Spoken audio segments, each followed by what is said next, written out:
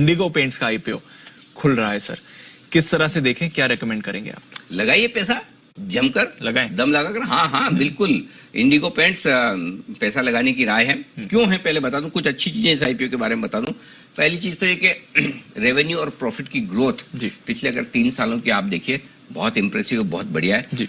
कई बार हम ये कहते थे कि भाई 2-3 साल पहले कंपनी आईपीओ लाने का प्लान करती तो उस समय आपकी ग्रोथ ज्यादा अच्छी दिखती। वो मैंने एग्जांपल भी दिया था ना जी, कि शादी के दिन दूल्हा दुल्हन दोनों बड़े तैयार होकर सज कर होते हैं। तो वही ये एक तरह से शादी वाला ही दिन है कि कंपनी आईपीओ लॉन्च करी तो बैलेंस शीट पूरी सजी धजी रहती है। इसलिए हम जब थोड़ा लंबा देखते हैं ना तो लंबे भी आप 8-10 सालों का देखेंगे तो इंप्रेसिव ग्रोथ है, बढ़िया है। हाँ, इसमें एक चीज जरूर है कि बहुत लो बेस से इन्होंने शुरू किया, इसलिए आपको परसेंटेज टर्म्स में ग्रोथ बढ़िया दिखता है, लेकिन ग्रोथ दिखनी चाहिए जी, वो इंपॉर्टेंट है। और वो ग्रोथ दिख रही, तो रेवेन्यू और प्रॉफिट की ग्रोथ बहुत ही इंप्रेसिव रही है जी सर। दूसरी बात है कि आईपीओ का पैसा है ना एक्सपेंशन प्लान में जा रहा है। तो ये एक्सपेंशन प्लान में जो थोड़ा सा ऑफर फॉर सेल है इनके पी इन्वेस्टर्स सिक्वोया की तरफ से, बट बाकी एक्सपेंशन प्लान में जा रहा है। और मेरे लिए इस आईपीओ में स्ट्रांगली पैसा लगाने की जो राय है उसके पीछे सबसे बड़ा कारण ये है, जो आईपीओ का पैसा आकर एक्सपेंशन में जा रहा है। तो अब आप ये कहेंगे बहुत सारे आईपीओ आते हैं सर, उसका पैसा एक्सपेंशन में जाता है, तो इसमें ऐसी नई बात क्या है? नई बात है, क्यों? अभी पीपी जिसको हम एक तरह से आप ये समझ लीजिए कि एसेट्स, इस कंपनी की एसेट्स जो है वो करीबन 142 करोड़ के आसपास की है। इस एक्सपेंशन प्लान जो 150 करोड़ का है, उसके बाद एसेट्स लगभग दुगुनी हो जाएगी, 292 करोड़ जी, राइट। बढ़ी हुई एसेट्स पर अगर आप रेवेन्यू गिने, अभी की रेवेन्यू पर जो लगभग 5 गुना के आसपास आ रहा है, 5-5.5 गुना का रेवेन्यू आपका इस पर आया, तो आपका सीधा रेवेन्यू डबल हो रहा है जी।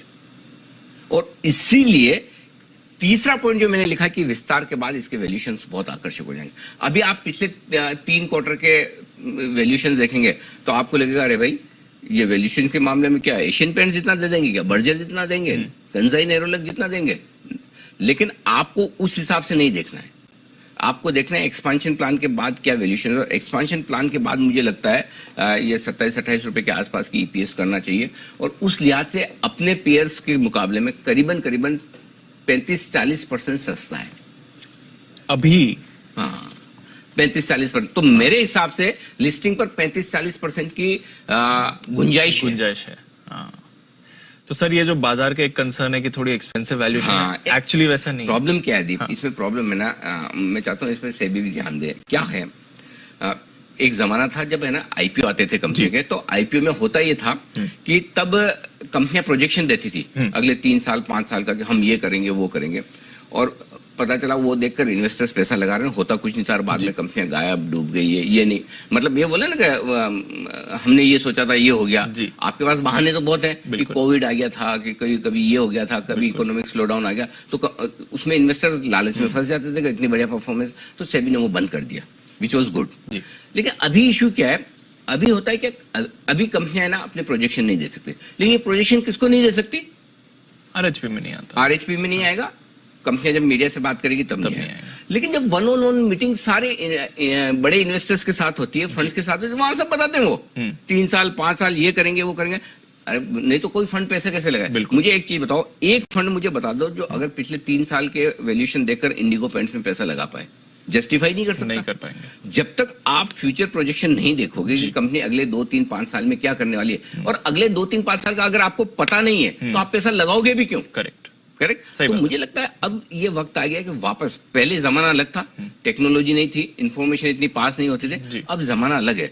अब सेबी के पास मैकेनिज्म भी है, तो सेबी चाहे तो सब पे नजर रख सकता है। तो अब सेबी को ये करना चाहिए कि अब आप प्रोजेक्शन दो, और प्रोजेक्शन अगर आप फंड्स को दे रहे हो तो रिटेल इन्वेस्टर को भी मिले। रिटेल को क्यों ना मिले? रिटेल अंधा है, ऐसे अंधेरे में हाथ फेर चला रहा है, क्योंकि उसे पता नहीं। हम बताते हैं तो उन्हें लगता है कि हाँ ठीक होगा। या यही चीज जो फंड्स को मिल रही है वो रिटेल इन्वेस्टर्स को भी मिलनी चाहिए इन्फॉर्मेशन, और ताकि कंपनियां उसका मिसयूज ना करें, कुछ भी अनाप शनाप आगे के प्रोजेक्शन ना दे। उसके लिए मॉनिटरिंग सिस्टम बना दो जी, और कड़क मॉनिटरिंग सिस्टम होना चाहिए सेबी की तरफ से कि अगर कोई प्रमोटर कुछ भी बोल के निकलने की कोशिश करे पकड़ा जाएगा। तो ये अब करने की जरूरत है। उससे क्या होगा कि हर एक इन्वेस्टर, न सिर्फ फंड मैनेजर बल्कि एक रिटेल इन्वेस्टर भी सही कॉल ले पाएगा कि मुझे इस आईपीओ में पैसा लगाना है। बिल्कुल सर। तो ये होने की जरूरत। तो अब ये 4 पॉजिटिव जो मुझे दिखे, इसमें प्रमोटर्स 20 साल का अनुभव रखते हैं, बहुत बढ़िया ग्रोथ उन्होंने इसी वजह से दिखाई है। एक ये बड़ा नेगेटिव क्या है, एक दो नेगेटिव भी है, वो आपको समझना चाहिए। कंपनी की साइज छोटी है अभी जी। अब छोटी साइज पे आपको अच्छी ग्रोथ दिखाना आसान है, बड़ी साइज पे वो ग्रोथ दिखाना मुश्किल होता है।